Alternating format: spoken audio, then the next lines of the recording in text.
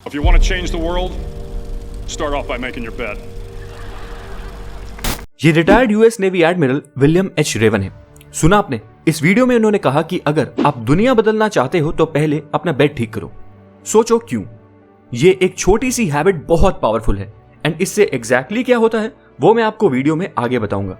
But क्या आपको पता है सन 1908 से लेकर 2003 तक ब्रिटिश साइकिलिंग टीम को सबसे खराब एक लो लेवल टीम माना जाता था, क्योंकि करीबन पिछले 100 सालों में इस टीम ने किसी भी ओलंपिक गेम्स में अच्छा तो क्या बल्कि ठीक ठाक भी परफॉर्म नहीं किया था। इनकी परफॉर्मेंस बद से बदतर होती जा रही थी। और तो और एक पॉइंट पर यूरोप की साइकिल मैन्युफैक्चरिंग कंपनी ने उन्हें अपनी साइकिल्स देने तक के लिए मना कर दिया था, क्योंकि अगर एक लूजर टीम उनकी साइकिल यूज करती तो उनकी ब्रांड इमेज खराब हो जाती। लोग सोचते शायद इस साइकिल के ब्रांड में ही कोई ना कोई कमी होगी और इसलिए वो ब्रांड भी अपना लॉस नहीं करवाना चाहता था। फिर एक दिन सन 2003 में ब्रिटिश साइकिलिंग टीम की इस सिचुएशन को चेंज करने के लिए डेव ब्रेल्सफोर्ड को इस टीम का न्यू कोच बनाया गया। और इस नए कोच के आने के बाद तो मानो इस टीम की किस्मत ही बदल गई। 2008 की ओलंपिक गेम्स में ब्रिटिश साइकिलिंग टीम ने 14 मेडल जीते, जिसमें से 8 गोल्ड मेडल्स थे एंड अगले लंदन ओलंपिक्स में भी इन्होंने कई रिकॉर्ड्स बनाए।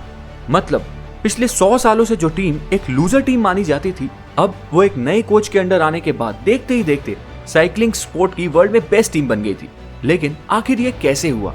ऐसा इस कोच ने क्या चेंज किया था, बताता हूं। डेव ब्रेल्सफोर्ड ने इस टीम को चेंज करने के लिए एक प्रिंसिपल फॉलो किया, which is the aggregation of marginal gains.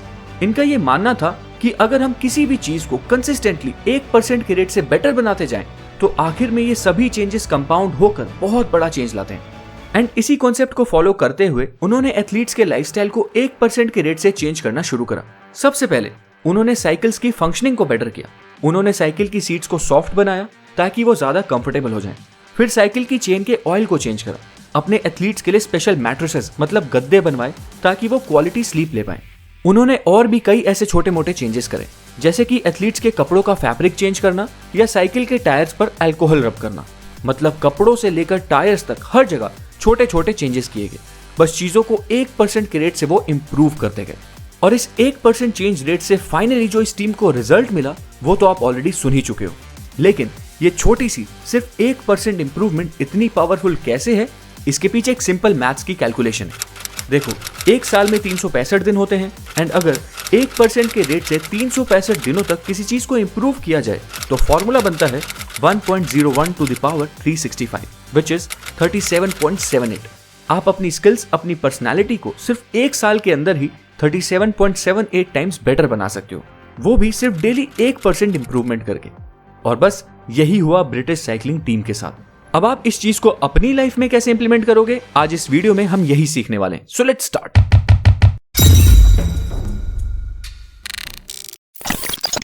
First, understand the core reason. सोचो क्यों हर साल लोग न्यू ईयर रेजोल्यूशंस बनाते तो हैं बट उसे पूरा नहीं कर पाते। क्यों लोग फुल जोश के साथ जिम ज्वाइन करते हैं पर बॉडी नहीं बना पाते। क्यों लोग बुरी हैबिट्स चेंज नहीं कर पाते, क्योंकि लोगों की एक्सपेक्टेशन ही गलत होती है। लोगों को पता ही नहीं है कि चेंज का प्रोसेस दिखता कैसा है। समझाता हूं। इस पूरे प्रोसेस में एक फेज होता है जिसे कहते हैं प्लेटू ऑफ लेटेंट पोटेंशियल। देखो, ये होता है चेंज लाने का एक्चुअल प्रोसेस और ये होती है आपकी एक्सपेक्टेशन। आप पूरे दिल से लगातार मेहनत करते रहते हो और फिर सोचते हो कि यार मैंने तो इतनी मेहनत कर ली, फिर चेंज क्यों नहीं दिख रहा। जब आप ऐसा सोचना शुरू करते हो तो आप इस स्टेज में होते हो जिसे कहते हैं वैली ऑफ डिसअपॉइंटमेंट। पहाड़ों से पत्थर तोड़ने का काम इसी प्रोसेस को एक्सप्लेन करता है। जब कोई मजदूर उस पत्थर पर हथौड़ा मारता है ना, तो उसे पहली बार, इनफैक्ट लगातार कई बार हथौड़ा मारने पर भी कोई रिजल्ट नहीं दिखता। पत्थर वैसे का वैसा ही रहता है। लेकिन उस पत्थर पर 50 बार हथौड़ा मारने के बाद जब 51वीं बार हथौड़ा मारा जाता है तो वो पत्थर बीचों बीच टूट जाता है। एंड इसी 51वीं बार को कहते हैं थ्रेशोल्ड ऑफ चेंज। एंड इस थ्रेशोल्ड ऑफ चेंज से पहले आप लगातार मेहनत करते जाओ पर कोई रिजल्ट नहीं दिखता, सिर्फ फ्रस्ट्रेशन मिलती है। बट इसके बाद एक्चुअल रिजल्ट्स दिखने शुरू हो जाते हैं। एंड द प्रॉब्लम इज कि ये 1% चेंज रेट लोगों को इतना स्लो लगता है कि इस थ्रेशोल्ड ऑफ चेंज तक पहुंचने से पहले ही लोग गिव अप कर देते हैं। But the good news is कि इस चीज के भी सॉल्यूशन है एंड अब हम इन्हीं सॉल्यूशंस के बारे में बात करने वाले हैं। ये सॉल्यूशन थोड़े लिंक्ड है and last few solutions are very important, so थोड़ा ध्यान से इस वीडियो को एंड तक जरूर देखना। First, focus on systems not just goals. Olympics या किसी भी स्पोर्ट्स में एक साथ कई लोग पार्टिसिपेट करते हैं एंड उनमें से हर एक इंसान या टीम का सेम ही गोल होता है कि उस गेम को जीत कर गोल्ड मेडल लाना। पर क्या गोल्ड मेडल सबको मिल जाता है? नहीं ना। बट गोल, लक्ष्य तो सबका सेम ही होता है। तो फिर गोल्ड सबको क्यों नहीं मिलता? क्योंकि आप किस गोल को चेस कर रहे हो इससे फर्क नहीं पड़ता। फर्क पड़ता है कि आप किस प्रोसेस को फॉलो कर रहे हो। बट ज्यादातर लोग गोल से अटैच हो जाते हैं, वो इम्पेशेंट हो जाते हैं और अपनी हैप्पीनेस तक को उस गोल के साथ लिंक कर देते हैं। एंड फिर यही सब एक बड़ा रीजन होता है जिस वजह से लोग जैसे ही प्लेटू ऑफ डिसअपॉइंटमेंट के स्टेज पर पहुंचते हैं वो क्विट कर देते हैं। Second point, forget about what you want to achieve, instead focus on what you want to become. Change क्यों नहीं आता एंड लोग क्विट क्यों करते हैं, इसके और भी रीजन है। देखो, पहला, आप गलत चीज को चेंज करने की कोशिश करते हो, एंड दूसरा, आप गलत तरीके से अपनी हैबिट चेंज करने की कोशिश करते हो। बिहेवियर चेंज के 3 लेयर्स होते हैं। सबसे पहला आइडेंटिटी, फिर प्रोसेस एंड फिर आउटकम्स। नाउ फर्स्ट पॉइंट में आप समझ गए हो कि गोल्स एंड आउटकम से ज्यादा प्रोसेस पर फोकस करना होता है। लेकिन कोई भी इंसान एक प्रोसेस को लंबे समय तक सिर्फ तभी फॉलो कर पाएगा जब वो इन लेयर्स ऑफ बिहेवियर के चेंज को ध्यान से समझ लेगा। So outcome is what you get, process is what you follow and identity is what you believe. Imagine करो 2 लोग सिगरेट छोड़ने की कोशिश कर रहे हैं एंड जब पहले इंसान को सिगरेट ऑफर की जाती है तो वो कहता है, no thanks, I am trying to quit. ये जवाब आपको गलत नहीं लगेगा, लेकिन इसमें एक बहुत बड़ा फ्लॉ है जिस वजह से ये इंसान शायद सिगरेट छोड़ ही ना पाए, क्योंकि इस जवाब के अकॉर्डिंग ये इंसान अभी भी यही बिलीव करता है कि ये एक स्मोकर है जो सिगरेट छोड़ने की कोशिश कर रहा है। अब जब दूसरे इंसान को सिगरेट ऑफर की जाती है तो वो कहता है, I am not a smoker. जवाब में भले ही छोटा सा डिफरेंस लग रहा हो, लेकिन यह फर्क आइडेंटिटी के लेवल पर है। इस इंसान का यह जवाब बताता है कि उसने ये मानना ही छोड़ दिया है कि वो एक स्मोकर है। इसे कहते हैं आइडेंटिटी के लेवल पर ऐसा चेंज लाना जिससे पूरा आउटकम ही चेंज हो जाए। मतलब, the goal is not to read a book, the goal is to become a reader. The goal is not to run a marathon, the goal is to become a runner. The goal is not to do a business but to be a businessman. जब ये mindset change आएगा ना तो हर गोल automatically achieve हो जाएगा। Now third point, the 4 laws.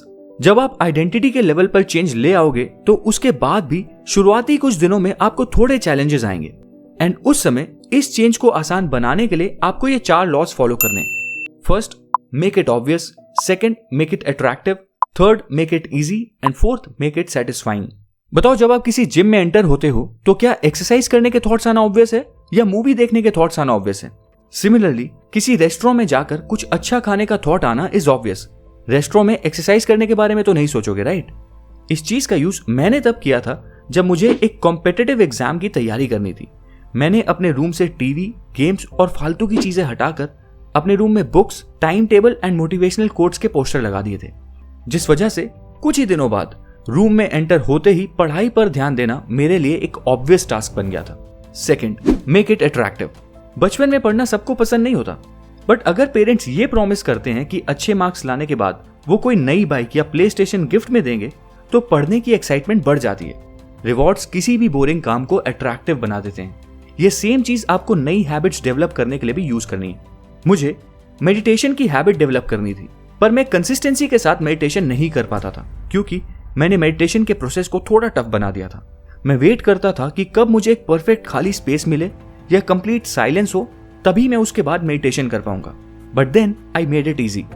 मैंने ये सब छोड़कर एक सिंपल रूटीन फॉलो की कि जैसे ही मैं सोकर उठूंगा, मैं उठते ही सबसे पहले 10 मिनट मेडिटेशन करूंगा एंड उसके बाद ही कोई दूसरा काम करूंगा। So you can also make your things easy. Fourth, make it satisfying.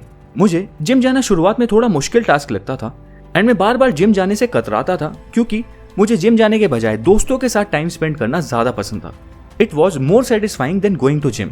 सो मैंने इसके लिए एक हैक यूज किया। तो मैंने अकेले जिम जाने के बजाय अपने एक दोस्त को अपना जिम बडी बना लिया एंड उस दिन के बाद से जिम जाना वॉज ऑल्सो सेटिस्फाइंग। दोस्तों, इस वीडियो में मैंने आपको जो पॉइंट्स बताए हैं उनके लिए जो मैंने बुक रेफर की है उसका नाम है एटॉमिक हैबिट्स। शायद आपको समझ आ गया होगा कि कैसे छोटी छोटी हैबिट्स एंड छोटे छोटे चेंजेस आपकी लाइफ को चेंज कर सकते हैं। If you make your bed every morning, you will have accomplished the first task of the day. It will give you a small sense of pride, and it will encourage you to do another task, and another, and another. And by the end of the day, that one task completed will have turned into many tasks completed. Making your bed will also reinforce the fact that the little things in life matter. If you can't do the little things right, you'll never be able to do the big things right. And if by chance you have a miserable day, you will come home to a bed that is made. that you made. And a made bed gives you encouragement that tomorrow will be better. उम्मीद है आपको ये video पसंद आई होगी।